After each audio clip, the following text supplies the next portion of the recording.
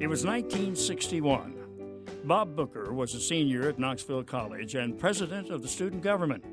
He helped formulate the plans and led the movement seeking the right for blacks to be served at lunch counters in the downtown area.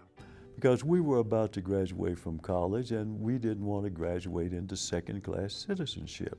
Most often when the demonstrators entered the store and sat at the counters, food service was shut down. The demonstrators would move on from one store to the next.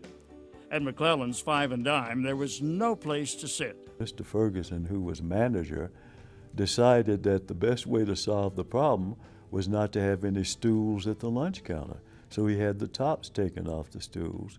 And interestingly enough, many years later, I interviewed him and he apologized for that because he thought it was wrong that he had done people that way. The demonstrations were quiet and orderly.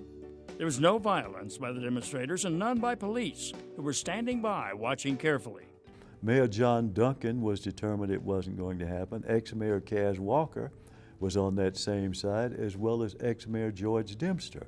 And so they didn't allow the police dogs and fire hoses and billy clubs to be used on people. Though it was a serious situation, Booker says there were a lot of things to laugh about. The time he sat next to a white man who asked him to pass the salt. And then I said, "Excuse me, mister, but do you object to sitting beside Negroes?" He said, "I sure as hell do, buddy," and got up and moved. But he hadn't realized who or what I was until I called it to his attention. It would be the mid-'60s before black citizens were allowed to eat at downtown lunch counters.